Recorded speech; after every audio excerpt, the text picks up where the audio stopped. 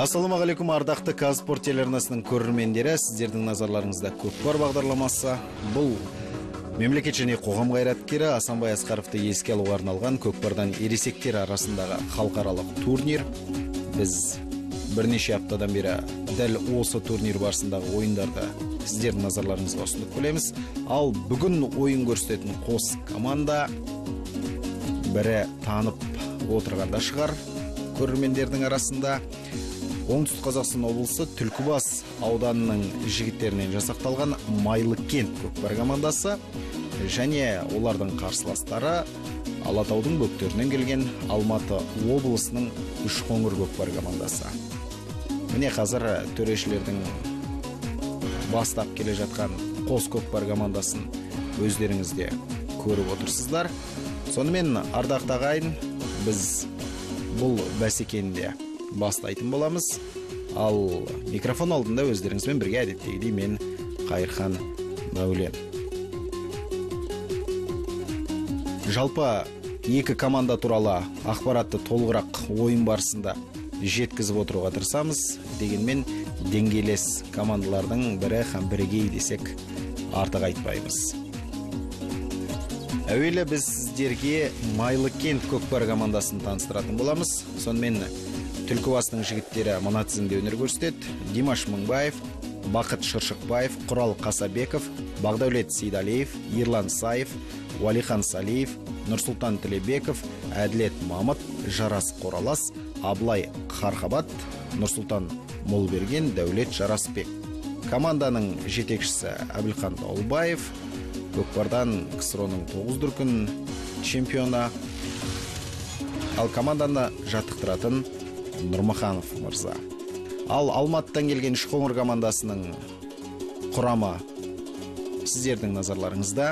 Қайыржан Сүлейменов, Асқар Оңғарбаев, Айбек Болатов, Нұрсұлтан Әбесов, Елдар Жиенқұлов, Азамат Құлдыбаев, Мейіржан Мәтжан, Мадияр Кебекбаев, Елдос Тілебалдиев, Руслан Досжанов, Дулат Ноғайбек, Бейбіт Лесов.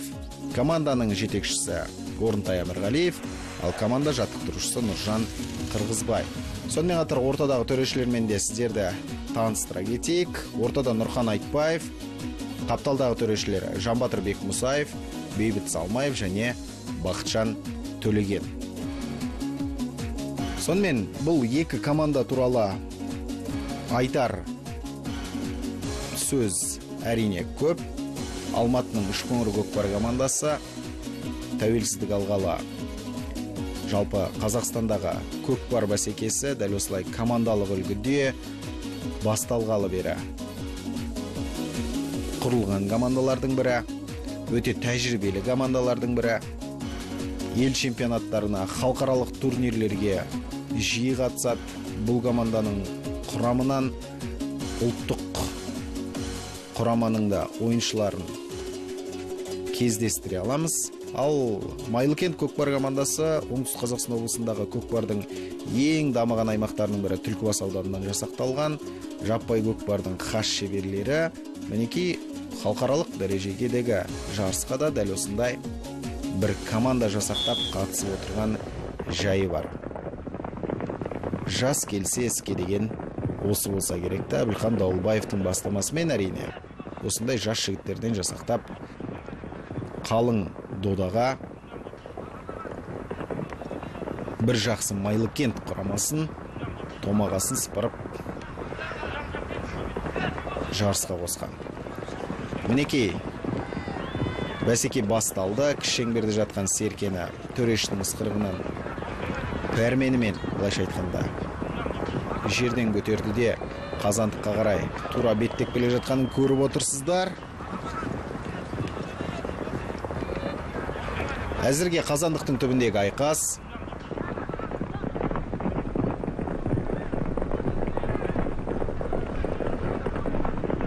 Майлыкент көкпар командасының сапындағы бір ойыншы қазір өз әріптесіне ойын тізгінін беретін болады.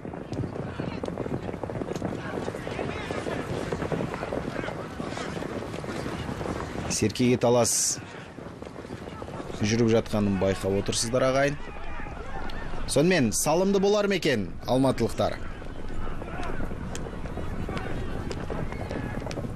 Қазандықтың түбінде дәл мұндай сәттер қорғанып жатқан команда үшін өте қауіпті болатыны ақиқат. Қазір қорғанысты тіліп жарып өту керек. Міне қазандықтың түбіндегі сәт және тамаша салым, ардақты ағайын. Алматы облысының ойыншысы Елдар Жиенқұлов мінекей алғашқы есепті ашып үлгерді. Таныстыра кетейік, 1991 жылы туған шабандоз, астындағы тұлпарын Күреңбел деп атаған екен. Мінекей Алматы облысының ойыншысы ойынның 3-ші минутында есеп ашып үлгерді. Өте тамаша.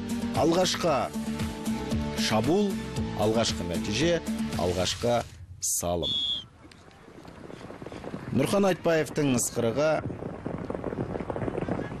кіш шеңберді жерден көтеріп шабуыл жасауға рұқсат дейтін пәрменін бергенін көріп отырсыздар. Әрі қарай дәл осы жылдамдықтармен, дәл осындай тамаша шабуылдармен Алматының жігіттері ойынды жалғастыра ма, әлде ойынның бағытын Майлыкенттің тарапына ұстата ма?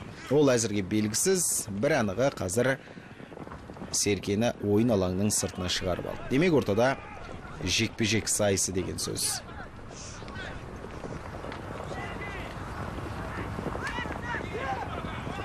Жекпе-жекке 2 минут уақыт беріледі. Қос командадан 2 адам шығып өнер көрсететін болады. 7-ші нөмірдегі Уалихан Нұрсұлтан Тілебеков Майлыкенттің атынан шықса, Мейіржан Мәтжан 3 қоңырдың намысын қорғайды.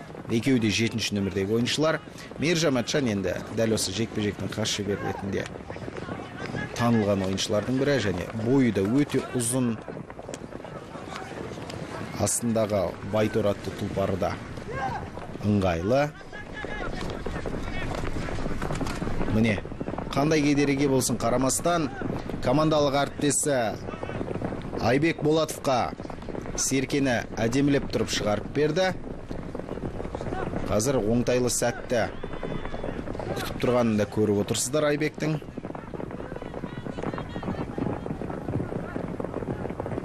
Құрал Қасабеков қазір кедергі келтіруге барысылады, бірақ Айбек Болатов Құлсары дейтін тұлпарымен жүйткіп алған тұлғанын да көрдік. Қазандықтың түбінде біраз айқас болар деп сенген ек, алайда Серкені ойын алаңның сыртына шығарып алды. Мейіржан Мәтжан қайтадан іске кіріседі. Мейіржанның бұл жолы қарсыласын кім болатынын біз сәлден соң білетін боламыз. Майлыкенттің жекпе-жек шебері ауысқан сыңайлы.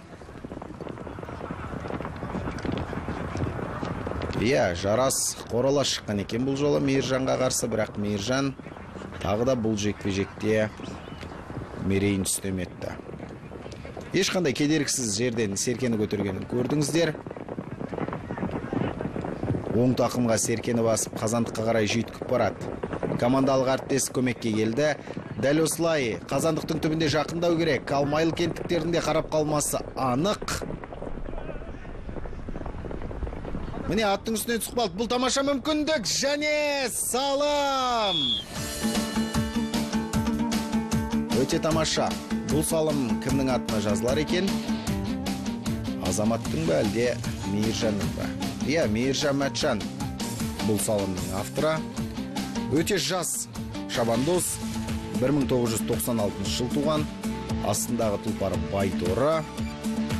Қанша таныстырсақ та артықтық болмайтын шығар. Алматы облысының ойыншысы мінекей ойынның 7-ші минутында. Командалық әріптесі Азамат Құлдыбаевтың көмегімен 2-ші салымға қол жеткізді. Есеп 2-0. Алматының 3 қоңыры алды. Кіші шеңберде жатқан Серкеге талас қайтадан басталды. Бұл жолы Майлыкент жігіттері Серкені тақымға басқанын байқап отырмыз.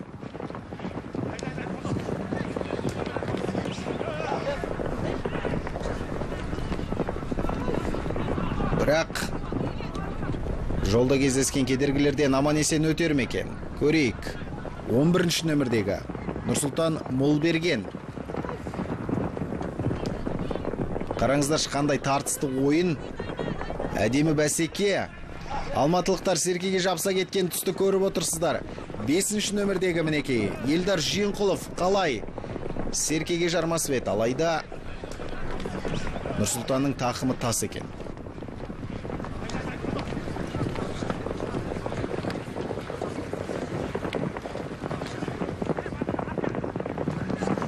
Нұрсұлтан әлі де болса тақымындағы Серкеден айырылған жоқ. Қазандықта айналшықтап бір барып қайтқанына да куәміз. Әрине, тәжірибе бойынша салыстыратын болса, алматылықтардың мерейі үстем. Себебі қаншама жылдан бері мұндай ірі додаларда топ жарып жүрген, өнер көрсетіп жүрген, қандай да қарсыластан қаймыға қоймайтын команда. Азулы әулеталықтардың, қоршықолды құлагерліктердің небір шабуылдарына төтеп беріп жүрген команда болғандықтан, қазір көбінесе бұл ойыншылардың тәжірибелерінің мол екені көрініп жатқанын байқап отырмыз. Қызыл жалау көтерілді. Қапталдағы төрешінің тарапынан, демек Серкені ойын алаңның сыртына шығарып алды. Ортада жекпе-жек сайысы болады. Бұл ардақты ағайын, тағы бір естеріңізге сала кетейік, Шымкент қаласының орталық ипподромы. Бұл жарысты ұйымдастырушылары Қазақстан Республикасының Мәдениет және спорт министрлігі, спорт және дене шынықтыру комитеті, сонымен қатар ұлттық спорт түрлері қауымдастығы. Бастысы мұрындық болып отырған осы турнирдің ұйымдастырылуына жыл сайынға. Ол Оңтүстік Қазақстан облысының ұлттық спорт түрлері мектебі және оның басшысы Ғани Ахметбаев екенін айта кетейік.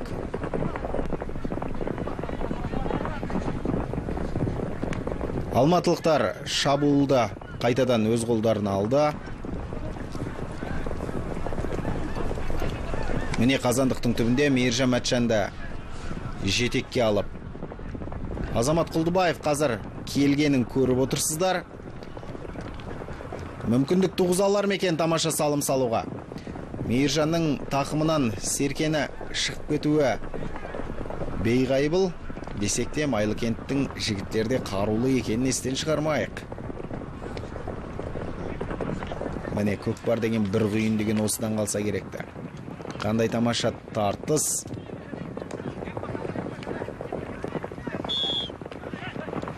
Серкен ойын алаңның сыртына шығарып алды. Әттеген ай деп айтуға болады, дегенмен қанша тырысып бақса да Мейіржан Мәтжан ортадағы шеңберден суырып алған бұл Серке қарсыластарының қазандығына барып түсе қойған жоқ. Қымбатты ағайын, сіздерге айта кетейік, бұл бәсеке көкпардың бұрынғы ережесімен ойналған соңғы жарыс болмақ. Қазір Абылай Қарқабат пен Айбек Болатов ортадағы шеңберге тасталған Серкеге талас үстінде, яғни жекпе-жекте өнер көрсетуде. Әзірге екеуі асығар емес, оңтайлы сәтті күтіп тұрған сыңайлы. Жекпе-жектің негізгі тәртібі де осы болса керекті. Міне Айбек Болаттың қалай еңкейгенін көрдіңіздер жерге. Және оң жағымен еңкейіп, сол жақ тақымға Серкені басып, ортадағы шеңберден шығарған тұста Азамат Құлдыбаев құлдилап келіп, командалық әріптесіне көмектескен сәт, және дәл қазандықтың түбіндегі айқас.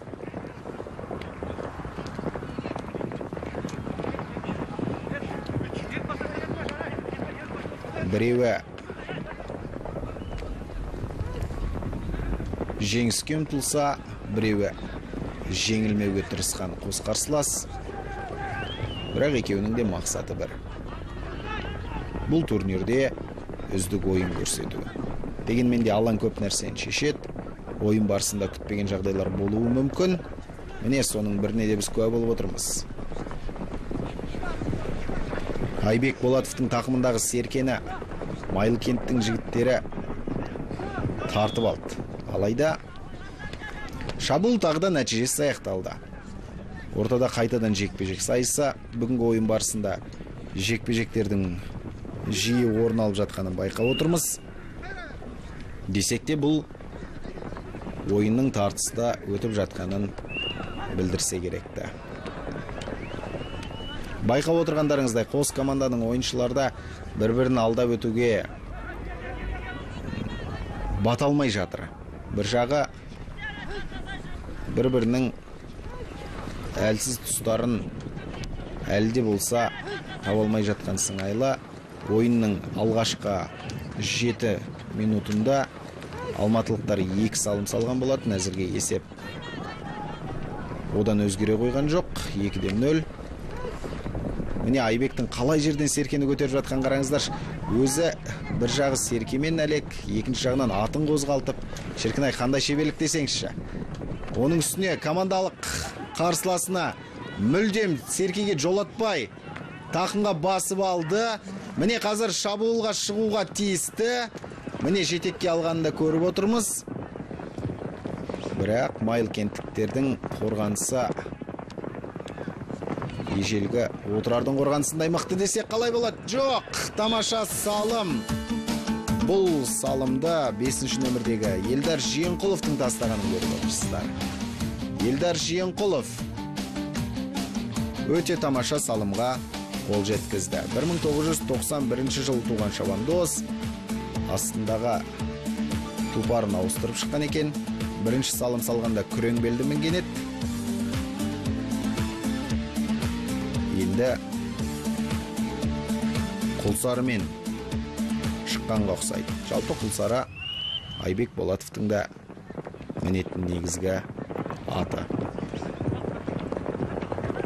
Есепті 3-0-ге жеткізді.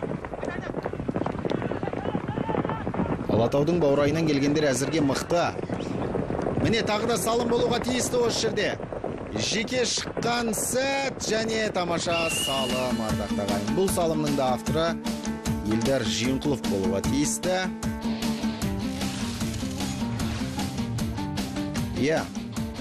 Елдар Жиенқұлов айтып ауыз жиғанша ардақтағайын. Елдар Жиенқұлов 4-ші салымға қол жеткізді. Бұл жолы өзінің күрең белімен шыққан екен.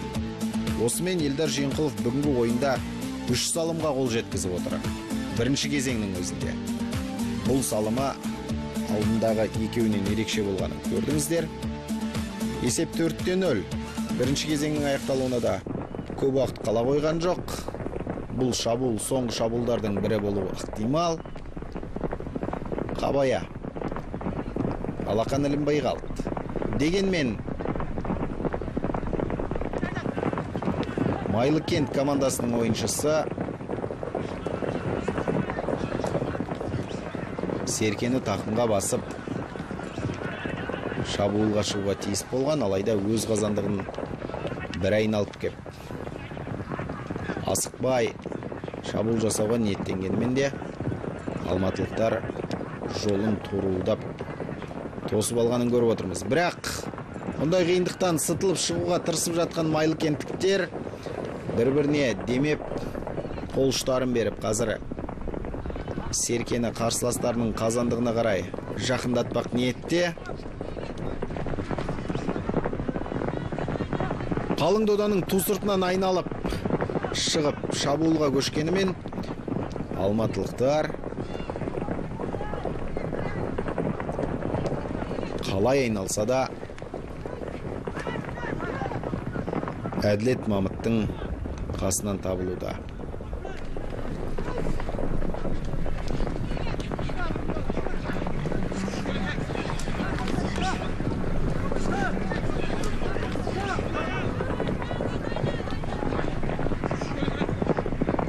Әділет Мамыттың бұл шабуылынан әзірге ешқандай нәтиже жоқ. Тіпті ойын алаңның сыртына шығарып жүруге тырысып жатқан алматылықтарды көріп отырмыз.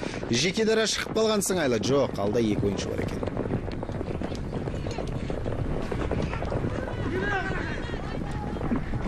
Жан жақтан қақпайлап, шіркіндер ай. Құдды бір қағушы мен аңшы сияқты. Міне 4-ші нөмірдегі Нұрсұлтан Әбесов қалай Серкені жұлып алғанын көрдіңіздер, және жеке дара қазір қарсыласының қазандығына қарай айдап барады.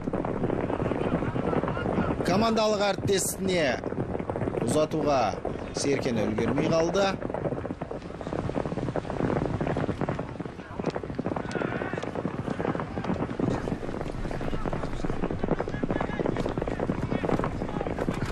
Шабуыл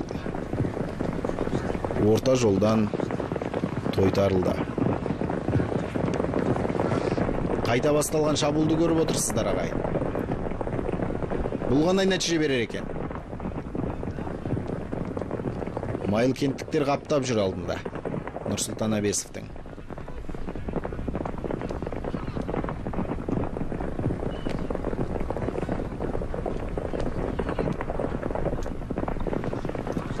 Міне қазандықтың түбінде Елдар Жиенқұлов көмекке келген екен әріптесіне.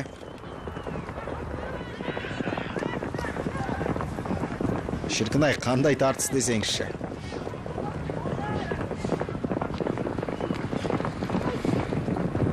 Бірінің тақымындағы Серкеге бірі жармасып өте тартысты ойын көрсетуде. Төрешінің сықырығы естілген сыңайлы. Демек, бірінші кезең аяқталды. Таблода көрсетіліп тұрғандай Үшқоңыр Майлыкенттен 4-0 есебімен алда келеді. Екінші кезеңдегі қызықтарда сәлден кейін бірге тамашалайтын боламыз.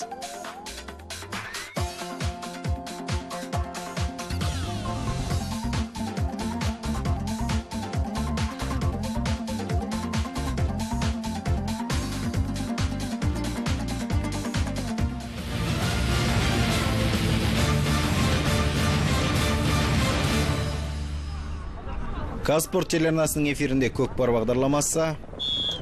Бүгінгі ойында Майлыкент пен Үшқоңыр командаларының арасындағы тартысты бәсекені тамашалап отырсыздар. Бірінші кезеңнің қорытындысы бойынша Алматының Үшқоңыр Көкпар командасы 4-0 есебімен алға шықты.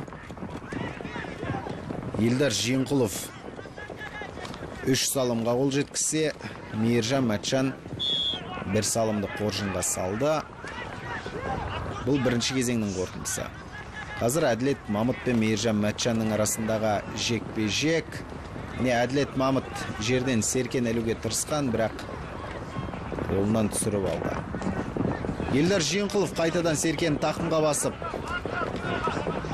тамаша шабуылға көшті. Кедергісін келтірген Нұрсұлтан Молберген, Майлыкент Көкпар командасының ойыншысы.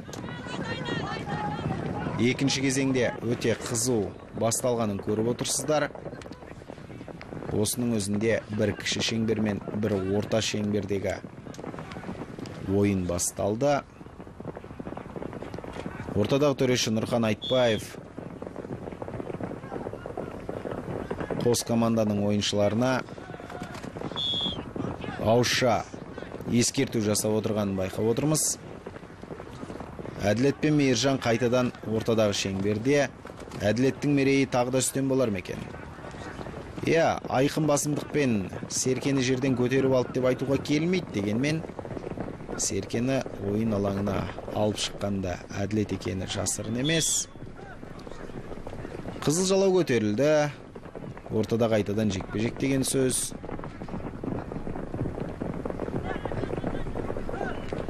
Бұл жолы жекпе-жекшілері ауысатын шығар деген үміт бар. Жоқ. Әділет пен Мейіржан қайтадан ортада. Еңкеу керек енді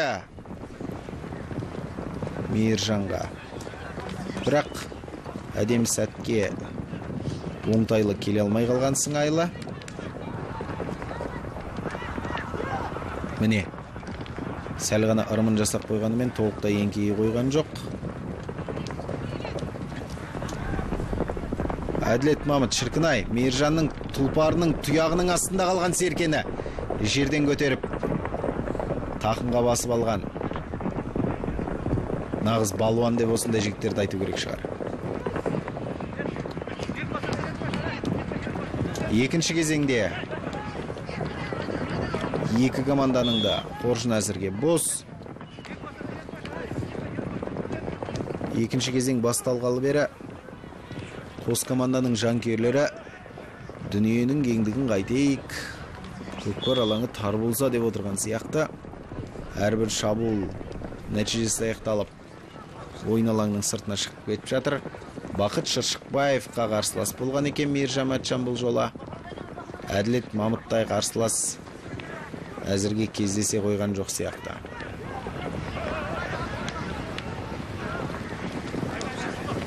Қандай текетірес?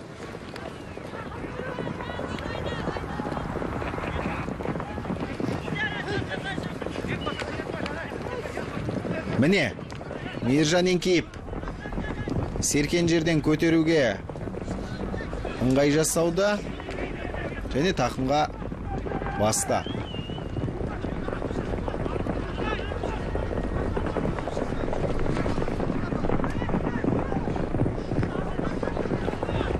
Командалық әріптесіне ұзатып жіберуге тиіс болатын, бірақ оның сәті түспеген сыңайлы. Тағы да ойын алаңның сыртына шығатын болды. Ойыннан алыстап кетті Серке.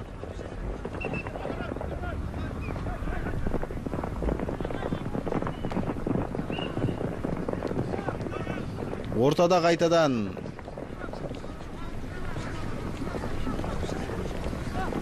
жекпе-жек сайысы болады.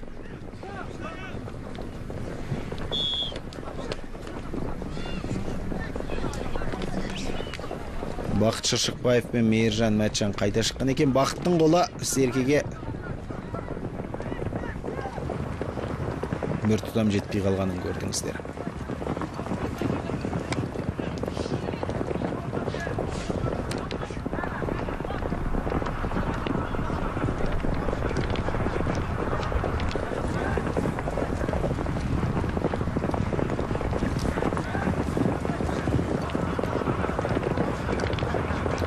Мейіржан Мәтжан тағы да асықпай, аптықпай Серкені тақымға басып алды.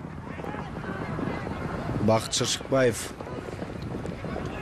барынша күшін салып қазір Серкені Мейіржанның тақымынан жұлып алуды көздейді.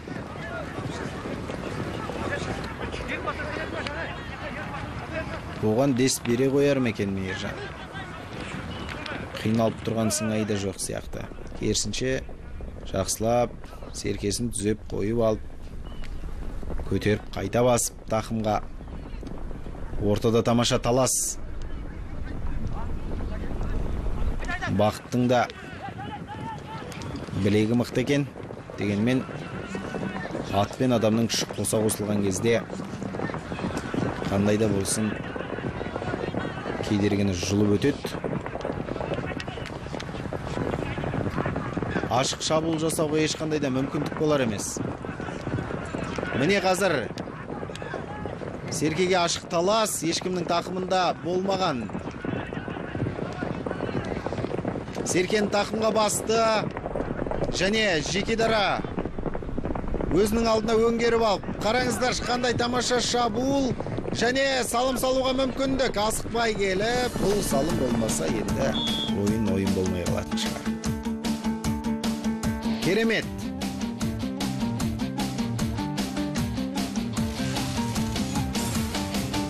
Айбек Болатов 1995 жыл туған, өте жас шабандоз. Құлсары дейтін тұлпарды тізгіндеген.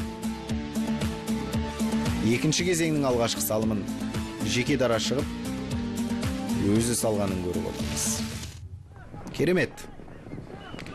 Алматылықтар 5-0 есебімен алда келеді. Майыл кенттіктерді екінші кезеңде өте белсенді ойын көрсететін шығар дейтін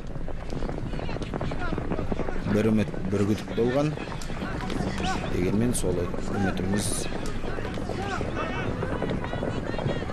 күдікке айналып кетті. Алматылықтар қайтадан ойынды өз қолдарына алды. Ендігі шабуылға шыққан алматылықтар Қазандыққа қайтадан жақындап қалды. Бұл жолы Елдос Тілебалдиевтің тақымында Серке.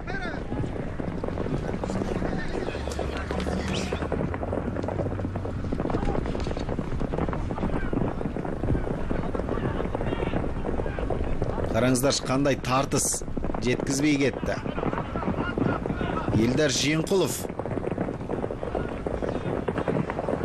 Серкені тақымына басып шабуылға шығатын орайлы сәтті іздеп жүр. Кішкене тізгінді ары қарай тарту керек сияқты. Міне тамаша өтті. Енді қайта болады. Оң тақымына қарай ойыстырып алды Серкені қазір.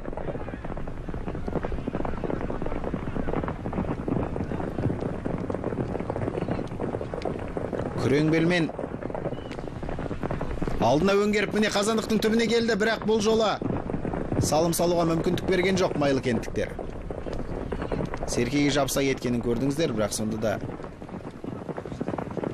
Елдардың біз тамаша шеберлігіне куә болып отырмыз. Әттеген айы Серкені ойын алаңның сыртына шығарып алды.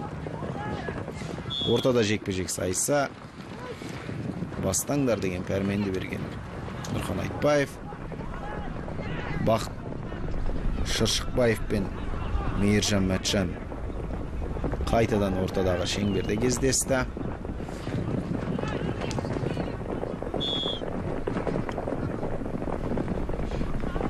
Ойын алаңнан алыстап кетті көкпаршылар. Бүгінгі ойында жекпе-жектің өте көп орын алғанында көріп отырмыз, ардақты ағайын.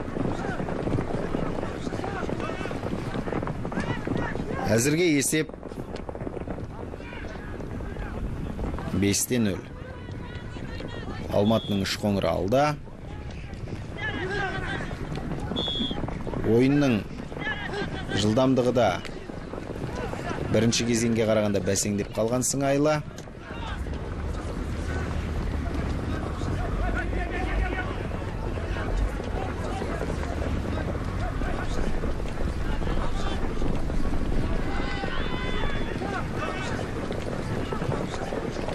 Мейіржан Мәтжан қазір асықпай, аптықпай Серкені өз тақымына басып алды.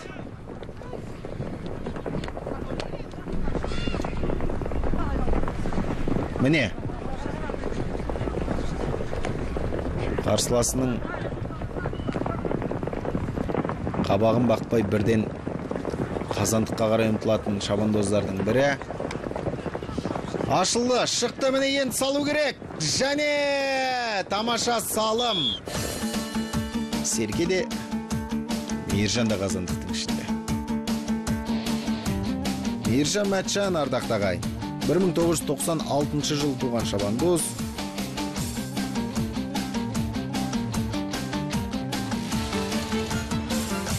Байторысымен бүгінгі ойынның 6-шы салымын салды. 6-0. Қараңыздар, қандай тамаша. Жан беріп жан алу деген осы шығар. Өзде аунап домалап Қазандықтың ішіне Серкемен бірақ түсті шіркін ай. Мінекей. Көкпардың қызығы осы ғой. Нағыз ер жүрек.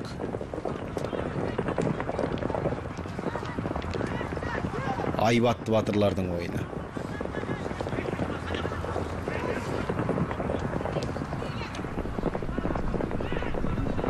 Алматылықтар тағы да бір шабуылды ұйымдастыруға тырысып бағуда.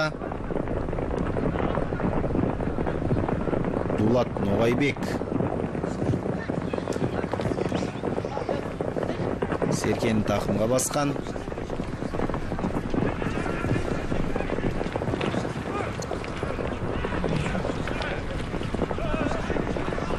Майлыкенттіктердің де қорғанысы тас қамал. Бірақ соның өзінде алматылықтар 6 салым салып үлгерді.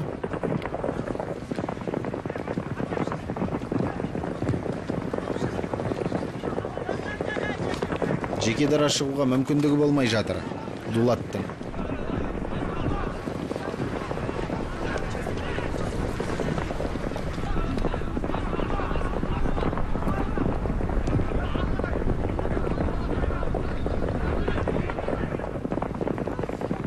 Қазандықтың түбінен уақыт өткен сайын алыстап бара жатқан сыңайлы. Ат тізгінің қанша бұрғанымен де майлы кенттіктердің қорғанысы қатта. Нәтижесі көз алдарыңызда. Серкені ойын алаңның сыртына шығарып тастады. Ортада қайтадан жекпе-жек сайысы. Екінші кезеңнің аяқталуына да көп уақыт қала қойған жоқ. Мейіржан Мәтжан міне сіздердің назарларыңызда. Қамшы тістеп ортаға шықты. Бақыт Шыршықбаевпен жекпе-жекке. Міне Бақыт еңкеуге ыңғай білдіргенімен Мейіржан итеріп шеңберден шығарып жіберді. Дегенмен де Серкені таласып жүріп сыртқа алып шыққаннан әзірге нақты қожайын жоқ. Бір анығы бүгінгі ойынның жеңімпаздары ол сөзсіз Алматы облысының жігіттері. Себебі 6 салымды қуып жетуге майлы кенттіктердің уақыты тіптен аз қалды. Міне қазір салым салуға мүмкіндік бар еді. Бірақ майлы кенттіктер бұл шабуылды тойтарып тастаған сыңайлы. Әлде болса қазандықтың түбінде айқас тартыс жүруде. Алматының жігіттері сәл ғана мүмкіндік болса, Серкені қазандықтың дәл ортасына топ еткізуге дайын-ақ тұр. Ешқандай қателіксіз ойын көрсетуде қазір.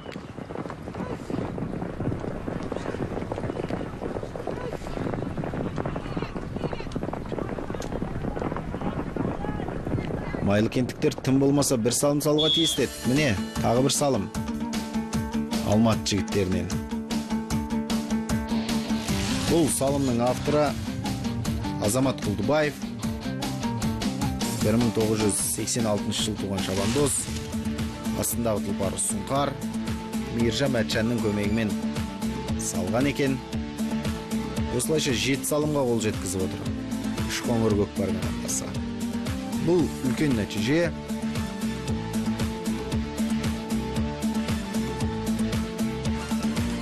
Себебі майлы кенттіктер құрғақ жеңіліспен ойында аяқтауы мүмкін.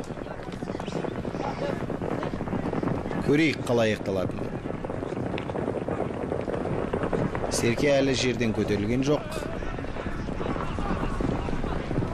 Майлы кент ойыншысы Нұрсұлтан Молберген Серкен жерден көтерді және қазандыққа қарай беттеп келеді. Командалық әріптесі Әділет Мамыт және ашық бұл салым ардақтар. Тамаша. Құрғақ аяқталмайтын болды. Міне 11-ші нөмірдегі Нұрсұлтан Молберген бұл салымның авторы атанып отыр. Есеп 7-1. Ойынның соңғы минуттарында бір салымға қол жеткізді майлы кенттіктері. Дәл осындай шабуылды ойынның басынан бастау керек еді. Демек, бұйырмаған болып тұр. Қазақ оған жетпейді, бұйырған кетпейді деп бекер айтпаса керекті. Тағы да Серкені тақымға басқанымен бәрі де кешет. Өйткені төрешінің ысқырығы бүгінгі ойынның аяқталғанын жеткізеді.